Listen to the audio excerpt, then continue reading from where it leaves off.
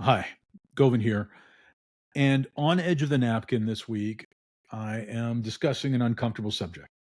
We said we would have uncomfortable conversations, and Edge of the Napkin was where we were going to have them. And this week, we're jumping in. I wasn't sure that I was going to record this episode and procrastinated a bit. Went to the gym, and I'm coming right from the gym to the chair to you to record this piece because I don't want the motivation to wane. I want to talk about three little letters that we have no doubt seen countless times. RIP, rest in peace. We've all said it. We've read it on tombstones or on social media posts. Sometimes it feels like a formality. But if we stop to think about it, what does it really mean? And what does it mean in a week like this one, where someone controversial has died and the conversation around it is anything but peaceful? Now, I do want to acknowledge there are other people who have very publicly passed this week, and there are also other people who did not publicly pass this week. Thousands and thousands and thousands of husbands and wives, fathers and mothers, brothers and sisters, cousins, loved ones, friends, and confidants, people we love. I am paying acknowledgement to all of them. The origin of RIP is old. It comes from the Latin phrase requiescat in pace, which literally means may he or she rest in peace. You'll find it carved into stones as far back as the 8th century. And it wasn't about politics or sides or judgment. It was a wish, a blessing, a hope. May this person, whoever they were, find peace. So, why does RIP matter, particularly this week? Why are we talking about it? Well, this week, Charlie Kirk died. He was murdered. And immediately, the reactions online poured in.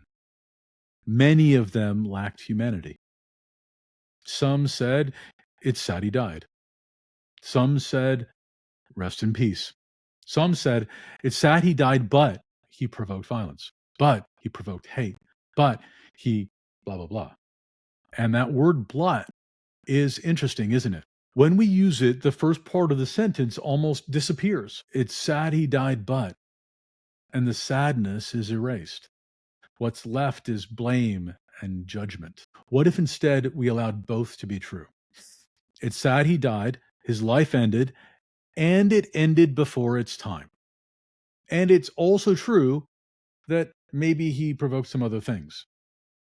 Both can sit side by side if they must. And when they do, we can grieve without excusing, and we can hold truth without denying our humanity. And the bigger question is, when we talk about death, what do we want to multiply?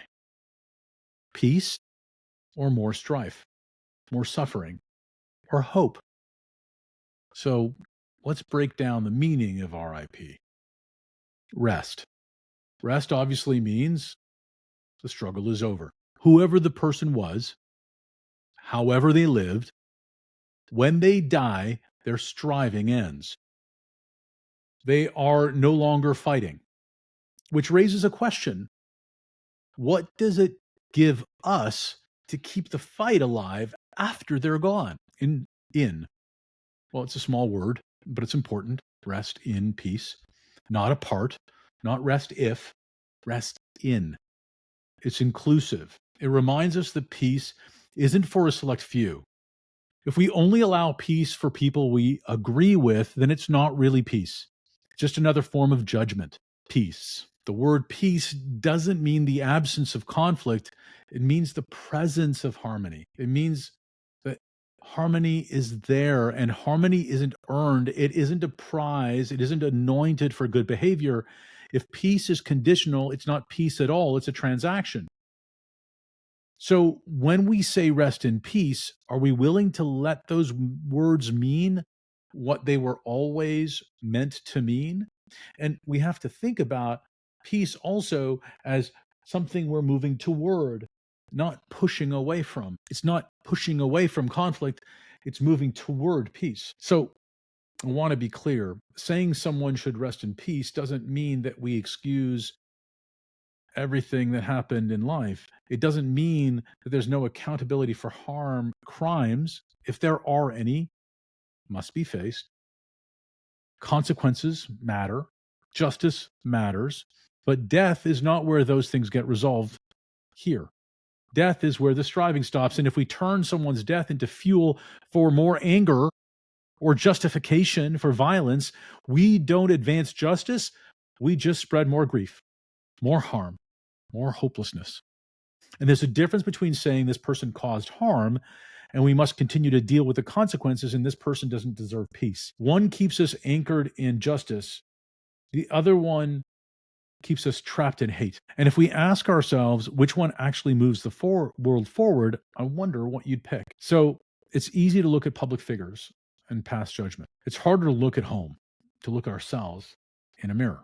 Where are you in your own life quick to erase compassion because someone has done something wrong? Someone may have said the wrong thing, done the wrong thing, looked at you the wrong way. And where are you holding back peace for others or even yourself? Here's a simple exercise. Grab a paper napkin, write down RIP, circle each letter, rest. Where do you need to rest? Where are you still carrying a fight that needs to end? Where can you let that go? Who have you pushed outside of your circle? Why have you done so? What did that do for you? Who have you decided is unworthy? Notice that. Peace. Where are you withholding peace? And what would happen if you extended it, even silently, without anyone knowing? Maybe you could let something go that has been bothering you. A grudge, a lack of apology, a lack of kindness, a lack of conclusion. This isn't about approval. This isn't about pretending that harm didn't happen. It's about deciding what grows in the wake of death, what grows in the wake of an end, peace or more division. If we believe in peace, then we have to believe in it for everyone. Otherwise, peace just becomes another weapon we use against each other to do harm. So here's my challenge for you. Write the name of someone, maybe even the hardest person you can imagine, and under their name write, I wish you peace. I wish you harmony. I wish you hope. And just sit with that. Notice what shifts inside you when you carry that intention. Because in the end, RIP isn't about them. It's about us. It's about whether we can make peace bigger than our judgments, bigger than our divisions, bigger than the conflicts we keep repeating. And here's where optimism comes in. When we practice extending peace, even in thought, even in words, we actually open space for healing. And not just for others, most importantly for ourselves. And that's hopeful because it means that we're not trapped in cycles of resentment. It means that we can choose peace as a discipline, as a seed of something better, even in moments that feel divided. So instead of saying, if you think this, then unfriend me right now, why not reach out to that person and say, hey, do you and I share a hope for an optimistic future? Find things in the future that you have in common and make sure your focus is on those things. And I want to leave you with one more step, a secondary reframe. How do we turn moments like this into positive learnings that help us grow? Regardless of where we stand politically, maybe you disagreed with Charlie Kirk. I certainly didn't agree with him on many, many things. Maybe you supported him. Maybe you didn't think much about him at all. None of that matters. What matters is what you take from this moment. What if his death became a mirror? Not for him, but for us. A mirror that asks, how do I live differently, knowing that life is fragile? How do I speak differently, knowing that words outlast us and outlast our presence in someone else's life? How do we treat people differently? How do I treat people differently? Knowing that one day they too will be gone. And here's the hope: when we face loss, we get a chance to reset. We get a chance to choose a different path. We get a chance to decide that our contribution won't be more division, but more connection. And that means even across political or religious or deep differences, chasmous differences, we can still agree on something: that life is short, that peace is precious, and that hope and optimism are worth holding on to and striving for. Because if every time someone dies, we only pass judgment and spread hate, then the only inheritance we leave each other is bitterness and angry disappointment. But if every time someone dies, we learn something about how to live with more compassion, more urgency, more courage, more love, then death becomes a strange kind of teacher. And that's the gift inside these letters: rest in peace. Not just a blessing for the dead, but an invitation for us, for the living, to live differently, to live with hope, to live with optimism, and to leave behind something much bigger than conflict, much more than conflict. So, wherever you fall on the political spectrum, the religious spectrum, or any other spectrum, you and I can take that with us.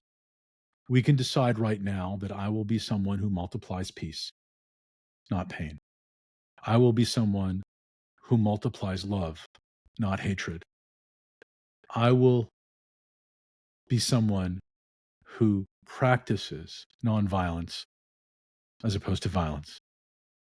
I will be someone who learns, not just reacts. And that's how we honor the words rest in peace, by letting them grow into something inside us that is alive, forward facing, and full of hope. With that, I hope you make it a great day.